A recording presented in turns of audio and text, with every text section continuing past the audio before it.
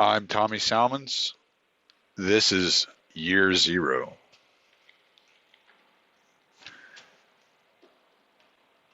It's a well-rehearsed dialogue that, well, before I get into this, let me just warn all of you. The subject matter in which I'll be talking about is going to be explicit. It's going to be sensitive. Some people might find it, not, I wouldn't say offensive, but a little bit too vulgar for their tastes. And I will give you this warning as a person that says fuck at least 500 times every goddamn episode. So I just want to give you a heads up that I sat down for about 3 or 4 days really going through my thoughts and my ideas. I happened to stumble onto a podcast Thaddeus Russell did, and that helped out a lot with where I was going. And I have written down probably the majority of what you're going to hear here. So if it sounds like I'm reading, it's because, well, I am, but these are my thoughts for the most part. I did pull a couple of quotes and a little bit of this and that and the other, but I'm trying to put pieces together in my own head. And so in order to fit it all together, I did spend a lot of time writing this stuff down so that I could make sure that it made sense to me before I put it out there for you. So I apologize that of the rhythm, it's going to be more of a reading tempo. I'm not going to be cussing near as much. I'm sure I'll interject a few times, but I wanted to make sure I got this down in such a way that was understandable to everybody else as well as myself. So I've noticed if you grew up in America, you know it's a well-rehearsed dialogue that America is a Christian nation. This is something we hear from the time where we children heard this all my life from various people. And I've scoffed at this notion plenty over the years. I think to myself, have these people not read the First Amendment? Do they not know anything about, the freedom of religion, the separation of church and state, all these things that have been discussed and debated over the years? And as I was thinking of this episode, religion was really far from my mind, as it always is. But I was experiencing a gap in my thoughts. And so I was catching up on some podcasts, and I turned on an episode of Unregistered. As I said, Thaddeus was touching on a subject that helped me end up bridging this gap and really tying a lot of this stuff together in my own head, which is funny because a lot of this stuff was stuff I had read in Renegade History of the United States. So like this could actually, I guess, technically be a episode Thaddeus Russell would do, but I think he'd be better at it than me on most of the stuff. But I just wanted to kind of get my thoughts out there because I like it when you guys interact with me and come back at me and say, okay, yeah, this is what I heard and this is where I understand you were going, but maybe you didn't go far enough. Maybe you should have added to this, that, and the other. So I really appreciate that. Maybe y'all can tie some of these themes together for me a little bit better than I can. So Thaddeus was given a speech at a high school.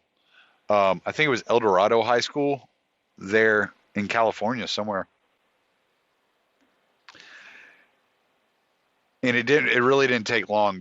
I mean, he started talking about Freud and Socrates, and I was like, oh shit, okay. This is what I'm missing. This is kind of what my theme that I'm trying to get to is missing. And he's discussing how Freud thought repression or delayed gratification uh, was the way that a man like should live his life and truly experience all the features of his life and to repress his more animalistic urges.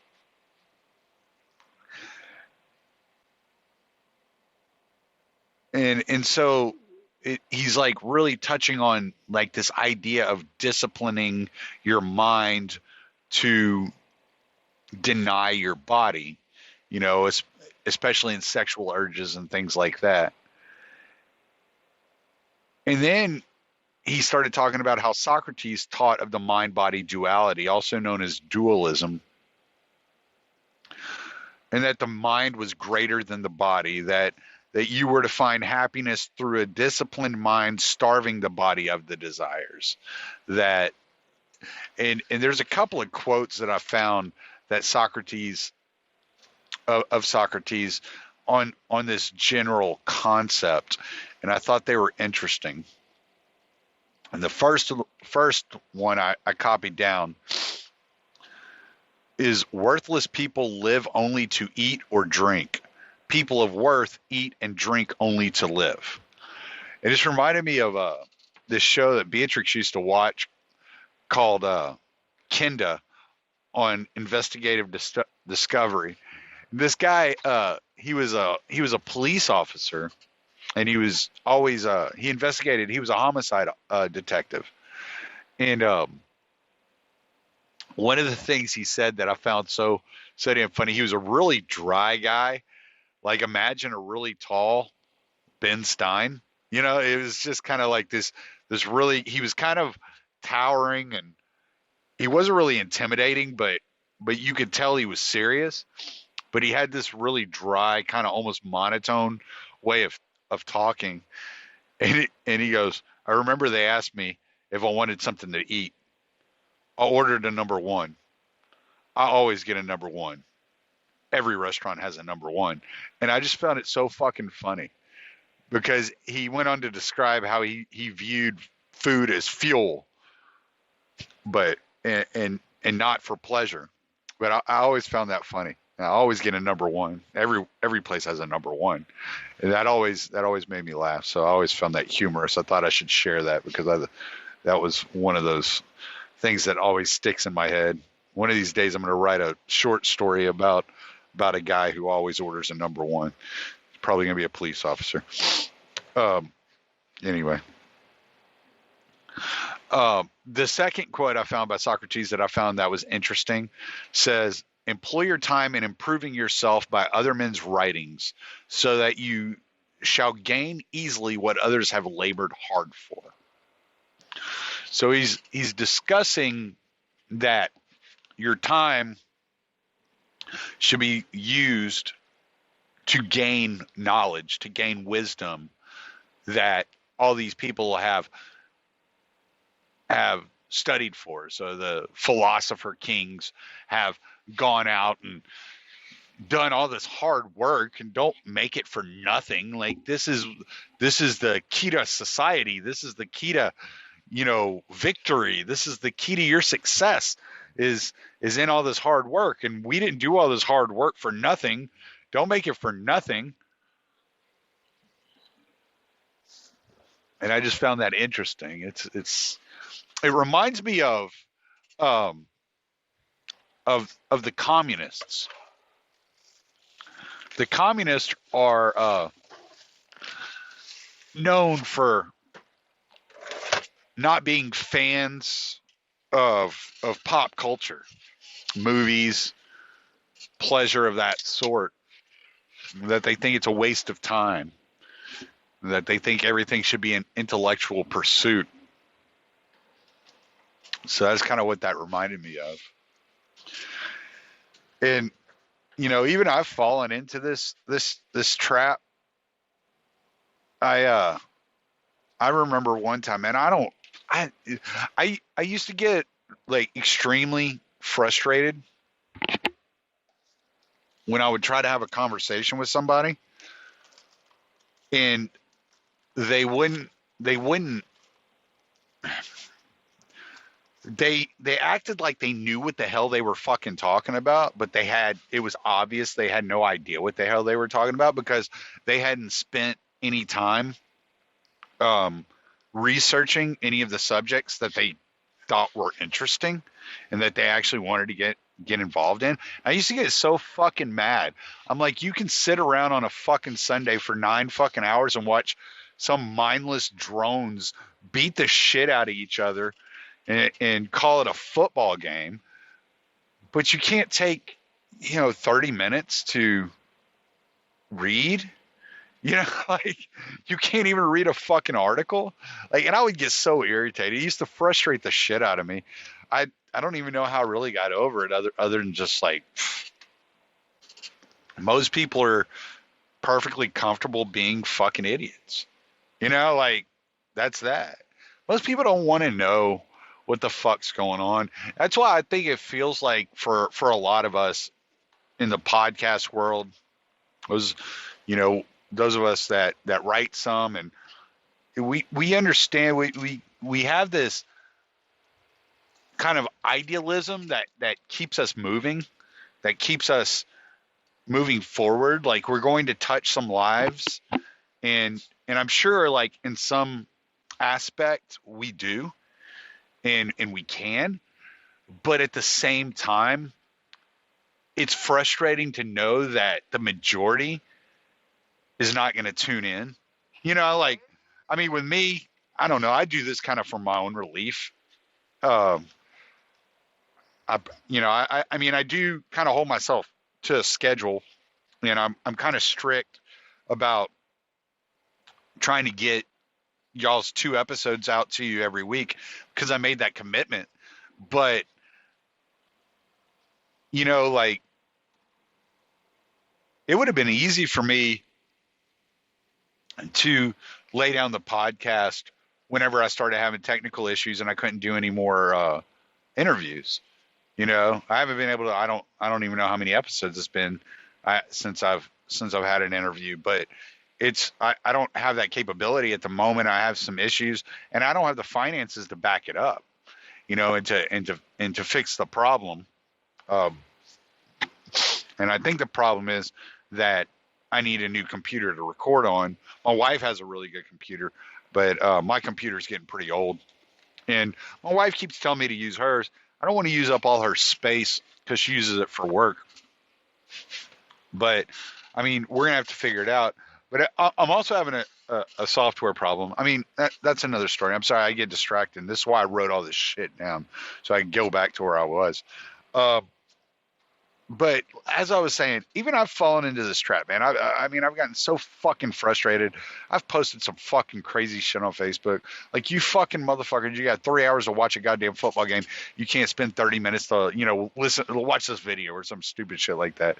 As if I know what's better for them than they do, because they're not working in the mind dichotomy. They're working in the body. They're enjoying their weekend while I'm fucking stressing over crazy fucking political shit.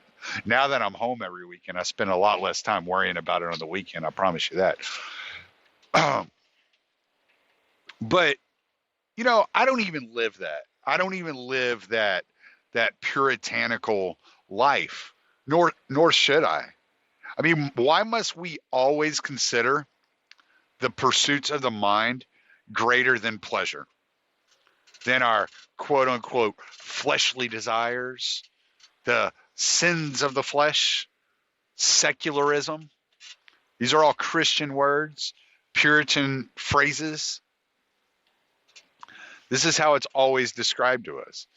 These are the Christian values: the religion of the state, patriotic orthodoxy, Puritanism, the basis for the entire society, moralism.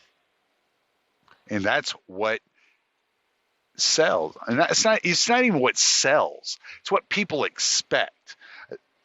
They expect their businessmen and their politicians to be these philosophical geniuses. And when you start studying up on this stuff, you start looking into it on your own, you realize that these people are fucking morons. They don't know what the fuck they're talking about half the time.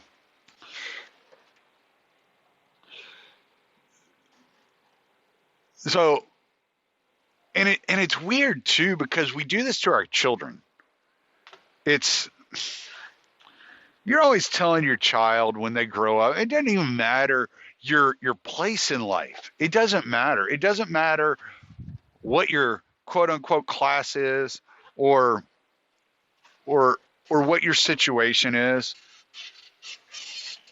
And this is a big issue nowadays with this whole free college movement. People are all wanting free college, and it's because this idea that the only way to succeed in life, and what success is really made of, are these pursuits of the mind, and to be in these fields of discovery and really like pursue these mental like ambitions. And so you tell your child it doesn't matter if you make $10,000 a year or $500,000 a year. You raise your child telling them, oh, you should be a lawyer, or you should be a doctor, you should be a politician, any of you fucking tell your kid to be a politician, we can take it up outside. I promise you that. But you tell them, to be a physicist or a scientist, mathematician, an economist, some of these things, and all these careers are made of the mind. But what about the kid who doesn't like to read books? He don't want anything to do with it. He wants to just sit around, play with his fucking Legos, maybe draw a nice, picturesque drawing of a country estate under a sunrise or a sunset or a sunrise or whatever. Why are you telling that kid to become a lawyer or a doctor? Why aren't you taking that kid outside with a saw, some construction equipment? Build a doghouse, man. Imagine if you start that when a kid's 6 years old. By the time that kid's 17, he'll be better than the people that built your house. He'll be more experienced than any carpenter you've ever met. If you do that every weekend from the time he's 6 till he's 17, you go out and you build some small project, a doghouse, a dollhouse, a fucking porch swing, a damn treehouse, or whatnot.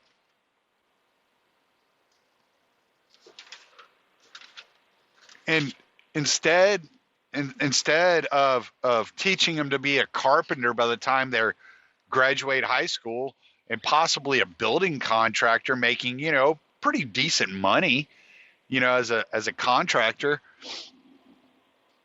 and a foreman on job sites, you're hammering into their head all the way through elementary school and all the way through high school, and they should be, a lawyer. What makes you think they have any interest in being a lawyer?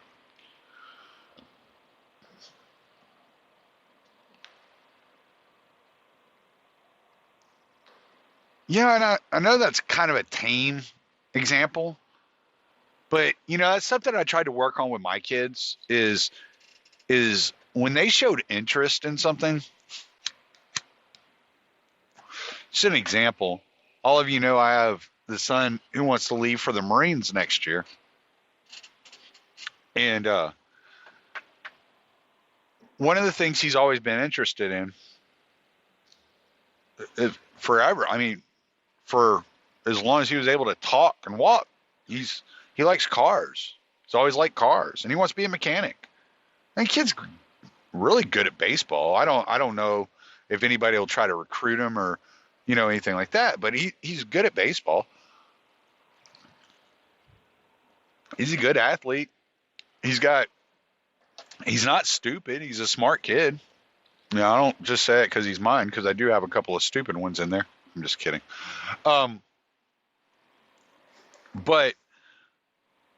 But the fact of the matter is, I mean, it's just odds, right? I have 5 kids. At least one of them's stupid, right? No, but seriously, the fact of the matter is, he's always wanted to be a mechanic. I've never told him not to be a mechanic. Actually, he was talking about, like, when he joins the Marines, he's thinking about being a mechanic in the Marines, instead of going into, special forces or something like that, into recon or whatever. He's thinking about being a mechanic. And I'm like, yeah, do it. Like, that, you've always wanted to do it. Like, I don't want you to go to the Marines, but I mean, get something out of it, Don't just give to them and not get anything in return.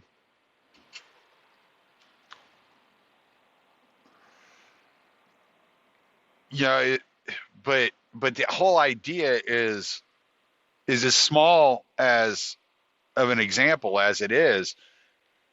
A kid that maybe want to be an architect or a carpenter, and you're spending their entire childhood trying to push them into a more intellectual, like, oriented direction. You're basically telling that kid from the time he's very young that the suffrage of the body for the mind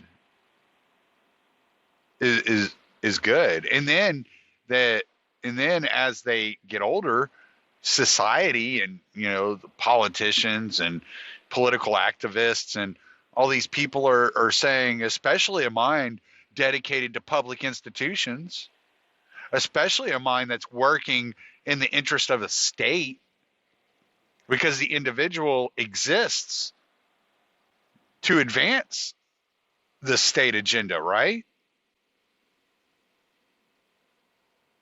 I mean, are you a tool?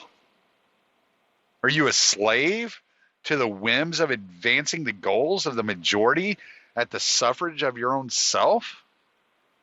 Are those really the greatest among us? Because that's what we're told. We're told those are the greatest among us. What's often overlooked is those minds are not without bodily desires, though, as we've learned this week. Again, sometimes those minds have the most frowned upon desires. Jimmy Savile. And as I referenced, Jeffrey Epstein. I'm not going to spend a lot of time on Jeffrey Epstein, but I do want to touch on this just for a second, just real quick. I'm going to go off script here. About 2 years ago, I read a book. It was written by James Patterson. It was basically just the trial notes and all the what you call it. It was basically everything from the trial, and he kind of gave an overview of what had happened. It wasn't a very long book. It was actually fairly short. I think it was about, I don't know, 200 pages or something like that. It wasn't very much. But so this, I'm interested. I'm actually, like, really interested in this Jeffrey Epstein case, because I never thought it would. After reading that, I just kind of, like, shrugged. I was like, they're never going to do anything about this guy, right? So it was in, like, 2005 or something like that, when this teenage girl accused Jeffrey Epstein of sexually assaulting her. And basically, all right, so the way the story went, Pinky, stop. I'm sorry, my dog's trying to climb on me.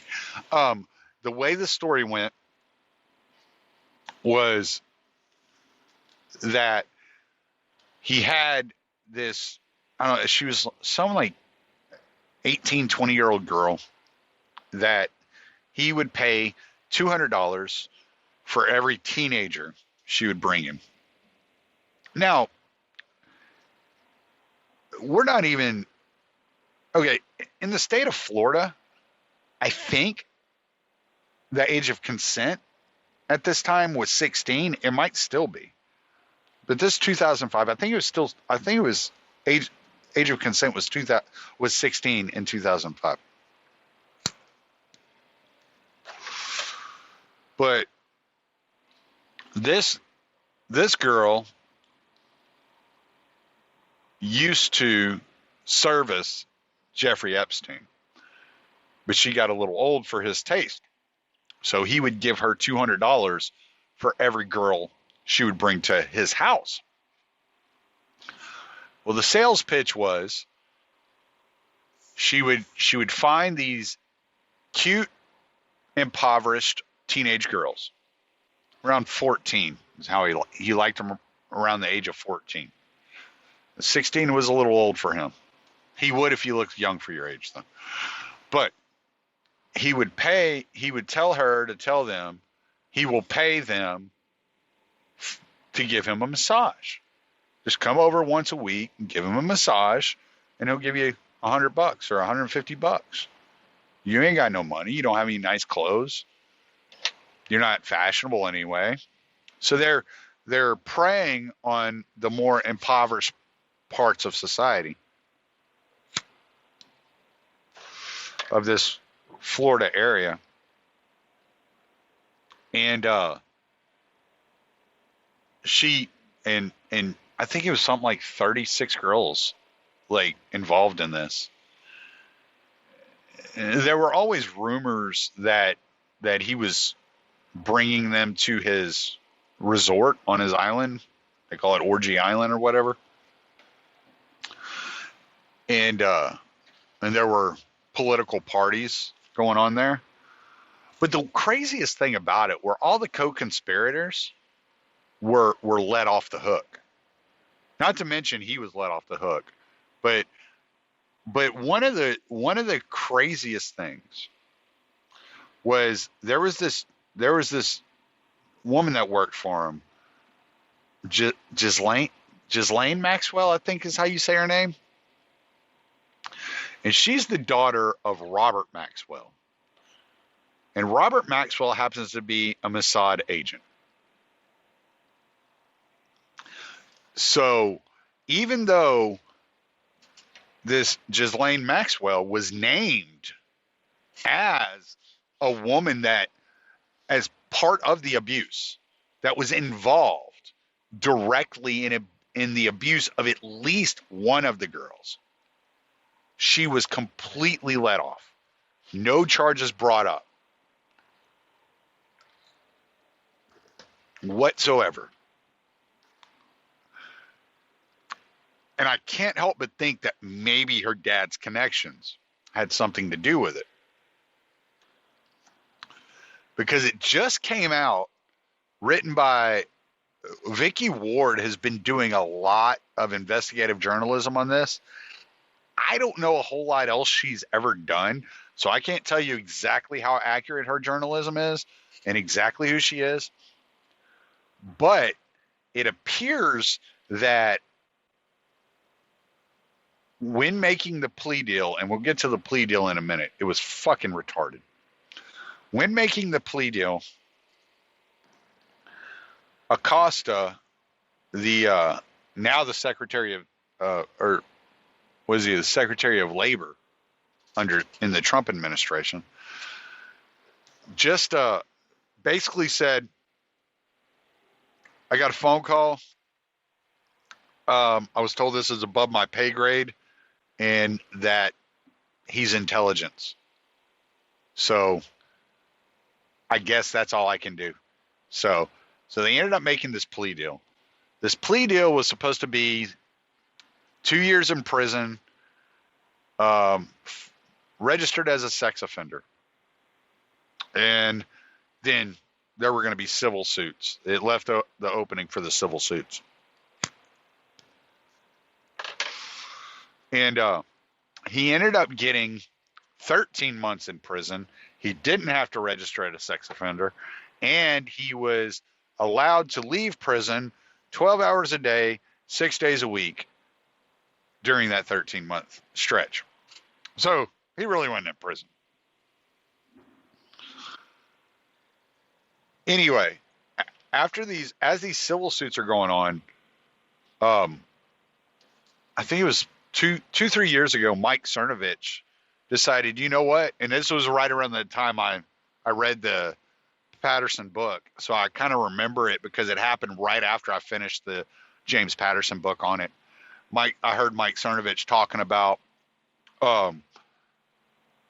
he was going to, that the fact that these civil suits were sealed, completely sealed off from public view and public scrutiny was ridiculous. That never happens in any civil suit ever, and that he wasn't going to tolerate it. So he was basically filing lawsuits, of freedom of information suits against the state of Florida to get these documents released.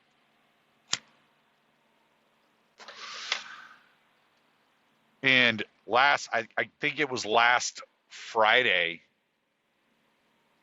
he got the approval. They said, okay, we're going to release, like, I think it cost him like $50,000 over the last 3 years or something like that. But they said, okay, fine, you win.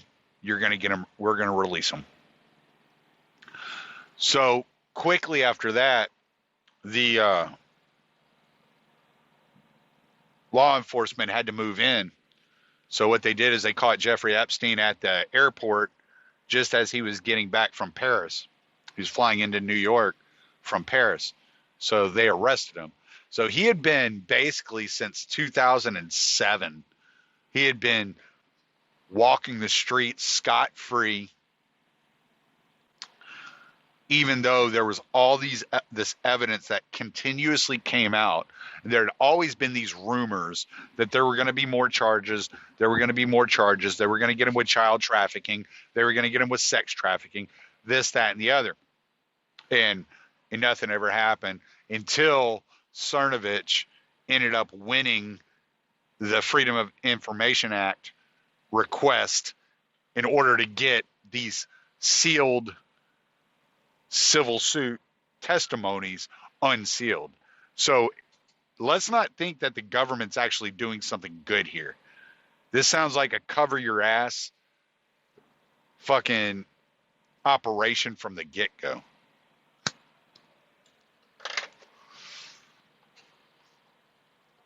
And I think it's something like 2,000 documents are going to be released on this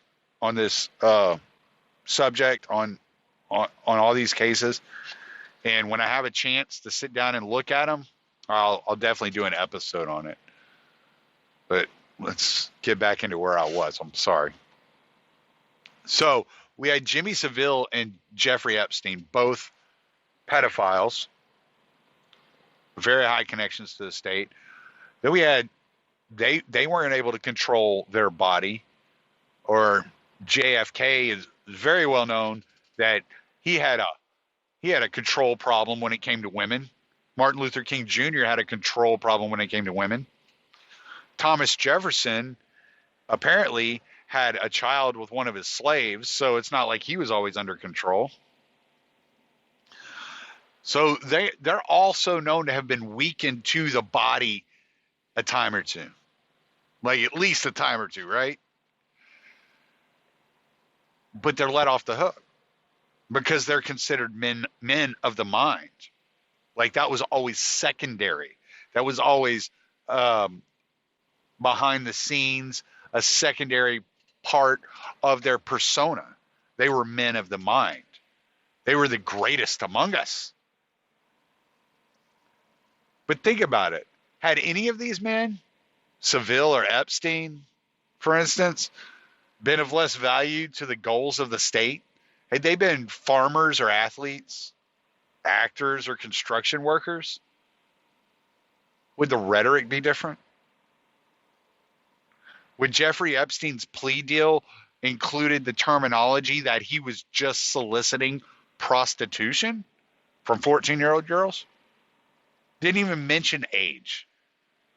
Didn't mention age at all. He was originally arrested for soliciting prostitution. Or that's what he was convicted for. That's what the plea deal stated. Soliciting prostitution. Not paying a 14-year-old and then trapping her in his bathroom. And it's pretty disgusting. I don't know. Go read the James Patterson book. I don't want to get into all that. That's something that would really piss me off. But you can easily frame it as moralism, Puritanism, the evangelism of the state. Bill Clinton is allowed to rape because he serves the state brilliantly. But Trump thinks about grabbing a pussy once. I doubt he only thought about it once. But you know what I'm saying. The Christian nation now serves another master, the state itself. Puritanical moralism is still the language spoken as to create no distinction to the general public between what once was and what is today. The Puritanism of today is adherence to the state, whereas the Puritanism of yesteryear was the adherence to rigorous morality of God, not rigorous morality of the state.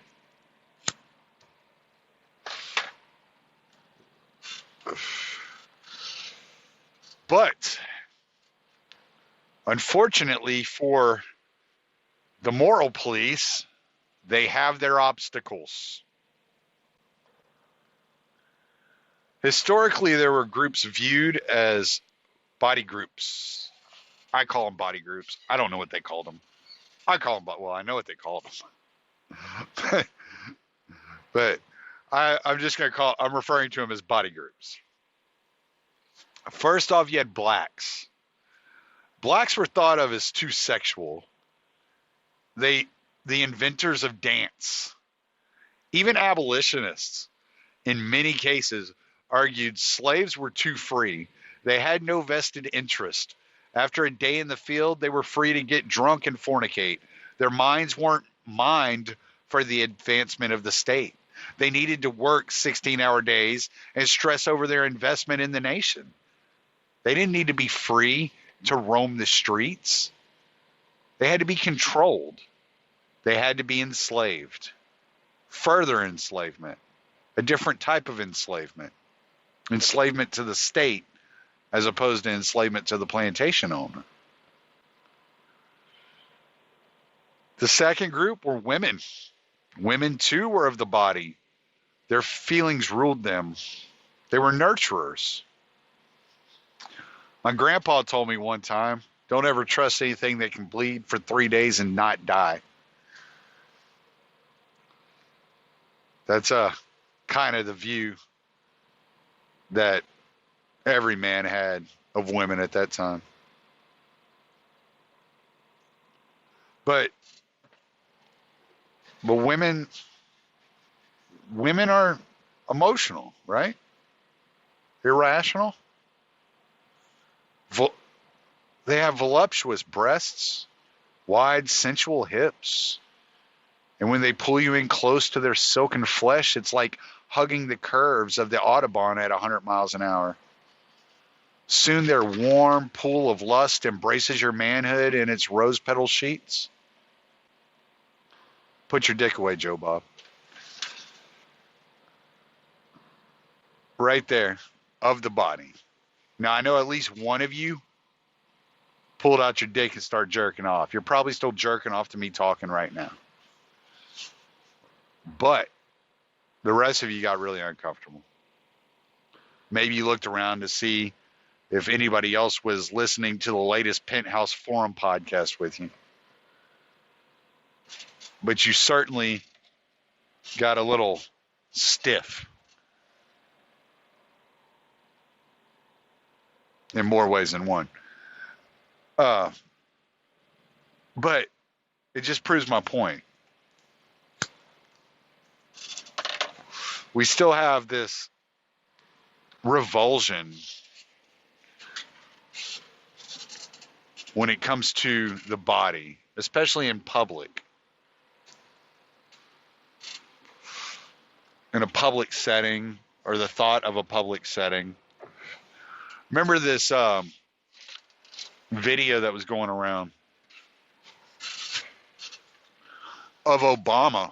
And he was talking on the phone. And you could see his erection through his pants as he's talking on the phone. He had a foot propped up on a airplane seat, and these fucking journalists were going fucking ballistic. There was a guy standing there. I think he was Secret Service or something. They kept telling him to move. I can't see. Move. I can't see. And they're taking all these pictures and shooting this video. And Obama's just talking on the phone. And it wasn't, I don't think it ever hit mainstream media. Like, I don't remember ever hearing like Hannity or Beck talk about it. But there were some mumblings about how vulgar Obama was by sitting there propping his leg up, allowing these female journalists to view his package in all its glory. And it just shows you there's this deep-seated puritanical idea that even if it happened naturally, like, I don't know, maybe he had some silk boxers on that day and he just moved the wrong way and he was like, ooh, Michelle. You know, like, who knows? Like, let the man get his heart on. But this all leads me to my next and final point of this episode. Prohibition is always of the body. Every prohibition law is meant to preserve your body and mind for advancement of the state. You will be productive if we have to force you to. We must all work in unity to strengthen that social fabric, like it or not. That is prohibition. That is the drug war. That is prohibition on alcohol. And that is definitely how they attack the great enemy, the biggest threat to our most upstanding citizens of society, prostitution. Now, in the 1800s, it was well known that prostitutes were among the wealthiest people in any town. The body was challenging the mind, and Puritanism had to be protected. We couldn't allow these whores to own more land, set business standards, and all by lying on their back for a living. It threatened power. It threatened the status quo. It threatened the state religion. And it threatened the principles of the mind hierarchy. These women were providing health care to employees. They were earning 5 times more than women in any other industry. And they were doing it all by having sex. Who do these bitches think they are? 200 years later, prostitutes are the #1 target of serial killers. They're easy prey for rapists and sadists, and they're constantly abused and raped by police. This section of the population has been cast out and forgotten for this long, all because they refuse to adhere to the expectations and orthodoxy that is the basis for all prohibition. This group of people understand the importance of the body, and they offer solutions to the body. These brave women these brave women reject Puritanism.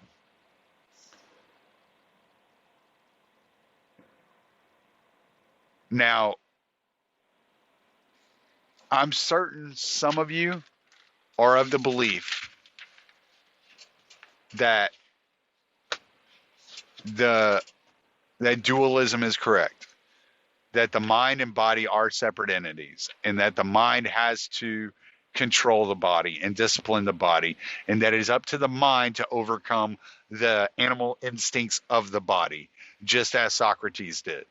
That doesn't make you a total fucking idiot. I would just suggest that maybe, just maybe, you can't nurture the mind without nurturing the body, and you can't nurture the body without nurturing the mind.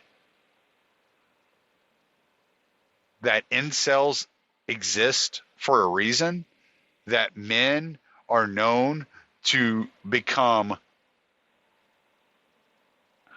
violent, temperamental, slavish creatures when left to their own without a woman's touch. That even an infant child, it has been proven that even an infant, if left untouched for a period of time, will die without physical contact. Your mind is nothing without the nurturing of your body, and your body is nothing without the nurturing of your mind. And sometimes that means giving in to your desires. I'm Tommy Salmons. Late.